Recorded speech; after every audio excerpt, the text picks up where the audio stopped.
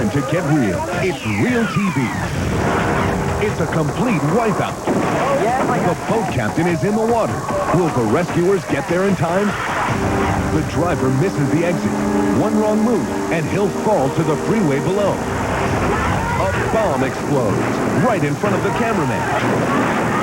Plus, they get this close to the alligators in our special adventurer series. And the politician on the take.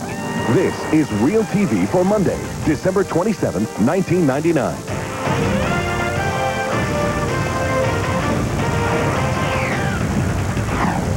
Today's top story.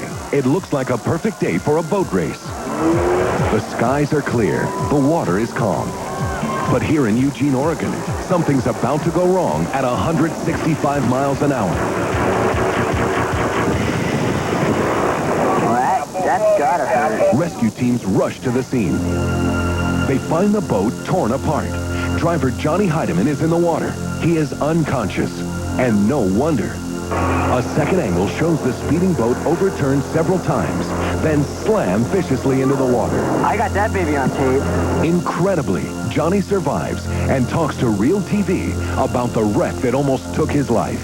I stopped so abruptly that my whole system just went into shutdown, is what they told me, like a shock. Once they got me on the barge, the EMT saw I wasn't breathing, and he just kind of, I guess he pounded me in the chest and got me going again. Johnny says it happened so fast, there's not much he remembers of the crash itself. I saw a lot of blue sky. I do remember it rolling one time, and I remember seeing the water, the spray off the water, and then everything went airborne. At that point, I blacked out. That's gotta hurt. Miraculously, his worst injuries are a cut on the leg and a bad headache. I think there's a bit of luck involved, a lot of luck involved. Now Johnny's got a bigger and faster boat, and despite his traumatic accident, he's racing again. The exhilaration from it, you just want to get back in it and do it again. It's pretty exciting. Hi, I'm John Daly in the Realtv newsroom, and our next story happened just a few miles from here. Downtown Los Angeles has a maze of freeways. The roads are difficult to negotiate, even when you're not distracted. But take your mind off the road for 1 second, and the result may mean life or death. It's 1 a.m. in downtown Los Angeles, and right now the City of Angels needs a little prayer. A man has driven his Jeep off the road, and now he's left dangling 50 feet above a busy highway. California Highway Patrol is first on scene. They call in rescue units, but until backup arrives, they're left with the difficult task of keeping the man calm. Feel okay? Anything feel like it's... No, I feel fine. I feel embarrassed. Well, don't worry about being embarrassed. The lone driver clutches the guardrail. One wrong move, and he could be history. Within minutes, firefighters roll on scene. As I walked up to the scene, what I saw was pretty dramatic, and I realized, uh-oh, we've got something major going on here with the potential to become catastrophic. Captain Richard Andrade senses this is not going to be a textbook rescue. He's dealing with some ugly circumstances. We had cars down on the freeway going about 60 miles an hour. The potential for a major disaster was just ready to happen. A private tow truck pitches in, anchoring the vehicle with a cable line. The car is somewhat stable. The bigger issue now is getting the man out alive. The jaws of life crack the passenger door open, allowing one brave firefighter to reach the man. Ironically, the very seatbelt that saved the driver's life is now keeping him from reaching safety. Rescuers need to cut the driver loose, and quick. The tow line holding the car is not designed to withstand this type of pressure.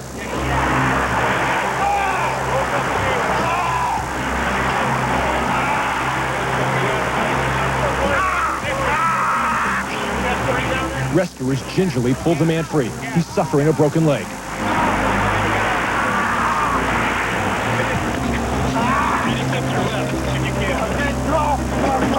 It was like a surgical operation. Things had to be done precisely, they had to be done correctly, and they had to be done quickly. These firefighters are true heroes. In under an hour, their gutsy moves saved a life and put one of the world's busiest highways back on track. Realtv travels to Mexico City, where a huge demonstration pits students against fellow students. For 5 months, a large group of students has kept this university shut down to protest a sharp rise in tuition fees. But today is supposed to be the first day of classes for the new semester, and an equally large group of students wants to go back to school. As the demonstration grows, tempers begin to heat up. Then the peaceful protest turns violent. Someone throws a pipe bomb into the crowd. And another. And another. One of them explodes right in front of a cameraman, knocking him and his camera to the ground. No one knows how badly he's hurt, but when he's examined, everyone is relieved. The cameraman, Juan Manuel Hernandez Soto, has escaped with just a small wound. The pipe bombs were filled with these metal slugs, and one of them, flying like shrapnel, hit the unprotected cameraman. Later, Juan tells Realtv what it felt like. Yo tengo la cámara fija. I had the camera focused on a group of protesters. Then a pipe bomb landed. It fell about a yard away from me. I felt this shock wave, and a split second later, I felt a tremendous pain in my chest.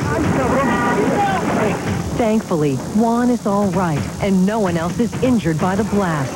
And Juan says his biggest surprise was how his role changed that day.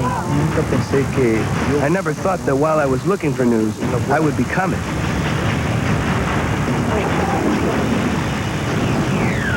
Three children and a young lady are in the truck, but the driver doesn't seem to care about their safety. Coming up, the worst is about to happen. Completely out of control. Realtv's Kristen Eichel shows you the shocking video. And alligator encounters. It's the wildest video we've ever seen. Don't go away. You're watching Realtv. Welcome back. I'm Kristen Eichel. And now we have the story of a heart-wrenching high-speed chase. It's terrifying to watch because there are little kids in the car. A car thief in Houston, Texas has some precious cargo on board, and he's racing to get away from the cops. Claudia Aguilar's 3 children and niece are inside the stolen truck. The youngest is just 12 months old. The sheriff's department has the panicked mother on the line. 911, go ahead, ma'am. I have a lady in the store, and her truck was just stolen, and her kids are in the car. Okay. Please help me, my children, my 3 children. My children. How many kids is in this car? And I need a description of that vehicle, ma'am, now. Sheriff's Deputy Elisa Woodward is the first to respond. And as soon as I entered the freeway, out of the corner of my eye, I saw the black pickup truck matching the description of the vehicle. When I turned on my emergency equipment, my lights and siren, the vehicle, he just punched it. I mean, and the pursuit was on from there. Realtv tracked down Deputy Woodward's radio transmissions during the chase. We took northbound 610, northbound from I-10. Northbound 610. Northbound 610, approaching Wallaceville. Deputy Woodward is all alone on the ground, but help is on the way. Alicia, hang on, girl. I got the troops coming to you. Boy, one of them is still northbound on 610. He's completely out of control. And I felt an urgency inside myself that this car needed to be stopped for the safety of the children. But when the suspect makes a quick exit, Woodward loses control. I was unable to negotiate the exit, and my car began to do 360s on the freeway. Well, I just found out that he took the Kirkpatrick exit. I'm back in pursuit. At this point, my heart sunk to my knees. I just felt defeated. I was like, I felt like I had let down these kids, let down this mother. But Woodward held on long enough. Help has arrived. Deputy Shannon Bowden is now on the radio. Okay, taking the 610 exchange. We're going to be going northbound 610. 50 minutes into the terrifying ordeal, the chase takes a tragic turn. He just intentionally crashed into the side barrier. We got ejections. We need EMS now. Everyone needs The truck slides down the guardrail and eventually comes to a stop. Officers rush to the vehicle, but to their surprise, they don't find the driver, only the frightened children. A breathless Deputy Bowden makes the call from the scene. The victims that were hijacked appear to be okay. Still need EMS to check by to be sure they're not injured. It looks like we've got a suspect as DOA. The driver's body is found several hundred feet behind the truck. Apparently, he tried to jump out just as it smashed into the wall. He doesn't survive. Thankfully, the 4 innocent children are all okay. Their mother recalls the horrific day. Oh, I was scared. Because all the bad things that you can think of that you think might happen, because it's going so fast, it just goes through your mind. Claudia remembers the terrifying moment the man stole the truck with her children and niece. I saw the man closing the door and taking off. And that's when I ran after the truck, screaming, please, please stop. Please stop. Just leave me my children. Take the car. Just leave my children. After that, Claudia ran into this barber shop where a worker called 911. And to her horror, she saw the pursuit live on TV. And I was just scared that he was going to do something to them. Because I didn't know what was going through this man's mind. Claudia's 5-year-old, Christopher, says he was scared but tried to be brave for his baby brothers. I was in bed. I was holding the bottle with the baby. 2 of them. And my baby is crying. 2 of them. I was crying too. 15-year-old Roxanne was knocked unconscious on impact of the crash, but tells us how she felt just moments before. I was praying to God, save me. Claudia feels those prayers saved all the children. God, he saved my children. And Roxanne, because he gave her a lot of strength to keep them safe. Officer Woodward agrees. The kids' survival is nothing short of a miracle. They had a guardian angel, we had a guardian angel, and they were there for us that day. The Aguilars agree. They know how blessed they are being able to reunite as a family. Claudia and her family now go to counseling sessions to help cope with the anguish of that incident. And she says her children never leave her side. The people elected him to office because they trust him, but he's on the take. And Dancing with Gators. The best real TV is yet to come.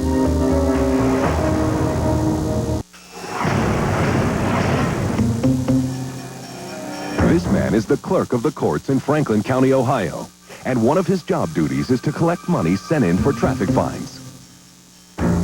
But when a hidden camera reveals the money man's sneaky move, he's caught red-handed. The elected official was suspected of embezzlement for over a year, so prosecutor Ron O'Brien set up a surveillance camera in his office. It took a couple of tries to bust him. The first time, the camera was too far away. After we found out he was actually doing the embezzlement here at his desk, we moved the camera from that corner to right over his desk, and that was where we were able to find the film that you saw. The system involved getting the bag of the fine payments late in the afternoon, and after other personnel left, counting the money, removing the money he was going to steal, creating a new receipt, and throwing away the old receipts. And when you do that for 15 years, it really adds up. The clerk pled guilty to stealing more than $448,000. Surprisingly, he's already paid back most of the stolen money, but he's also serving 6 years in jail. Tomorrow on Realtv, the sprint car set off a dangerous chain reaction, and everyone at the track has the same reaction. Holy crap! Plus, the skier takes a tumble, and to make matters worse, he starts an avalanche behind him. That's tomorrow. Still ahead today, here's to the winners, your best tapes in the Realtv Home Video Contest. And here's a story we've never seen before. An amazing man who dives into a swamp for an encounter with alligators. You'll agree, as our special series kicks off, that he's a true Realtv adventurer.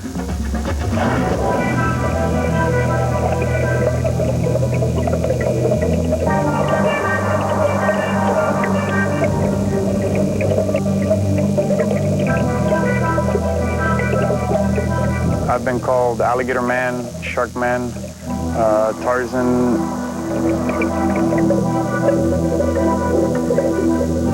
You might want to call Manny Puig and his partner Mark Rackley stark raving mad. Just started out with picking up frogs, snakes, and by the time I was in high school, I was already handling and encountering large alligators in the wild.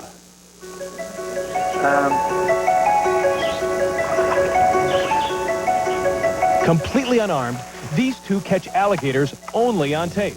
They venture into the murky, hostile waters of Florida's Everglades to shoot some truly amazing and very dangerous real TV.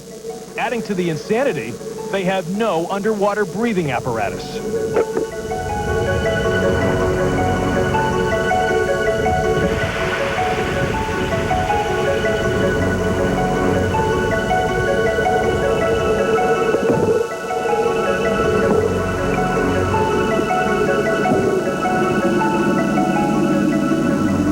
I found that if I approach the alligator with a lot of calm, real nice and easy, I could get close to the alligator and interact with them. I could actually lift a dangerous predator without any problem.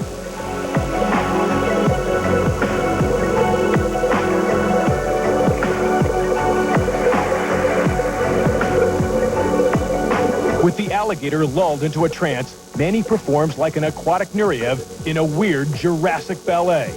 Mark's camera catches the amazing scene.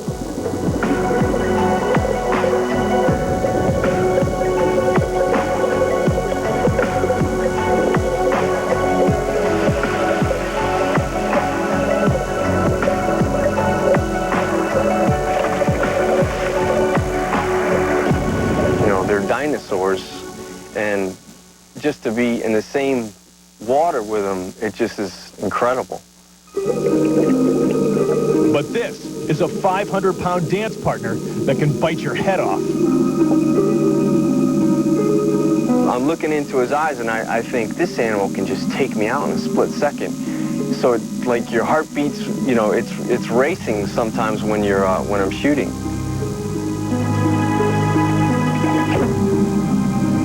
Shooting so close, Mark's camera actually bumps this alligator's deadly jaws.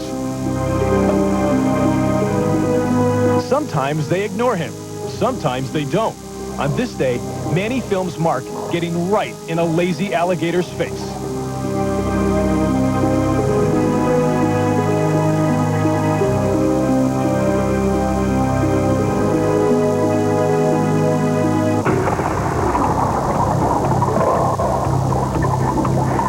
I was getting a real close shot of his eyelid, and then he just kind of blinked his eye, and he just let me have it. As he bit down on it, he felt that it was metal, and he let me go. If it had been my arm or, you know, my head, he could have just killed me.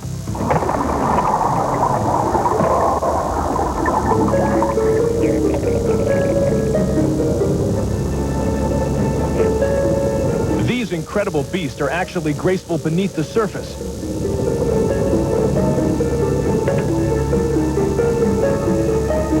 But even following one can be dangerous.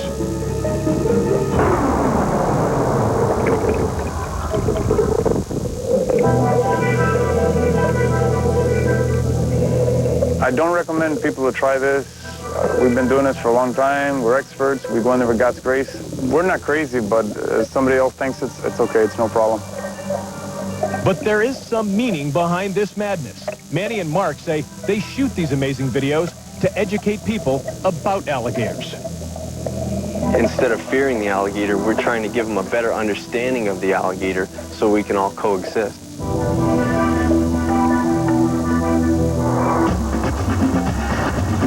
If you have a tape you think we should see, give us a call toll-free at 1-888-REAL-TV1.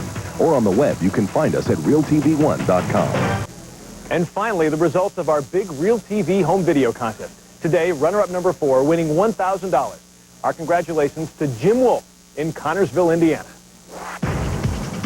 Jim admits he has way too much time on his hands. Jim is not a professional stuntman. He simply likes to shock his friends and family by blowing himself up in new and unusual ways. Now Jim has locked himself inside an outhouse, and the only way out involves explosives. You're looking at one lucky guy. Jim has never been hurt, and today, he's $1,000 richer. Bet his friends are proud now. We'll watch for more winners in the days ahead this week. That's it for now. We'll see you next time for more Real TV.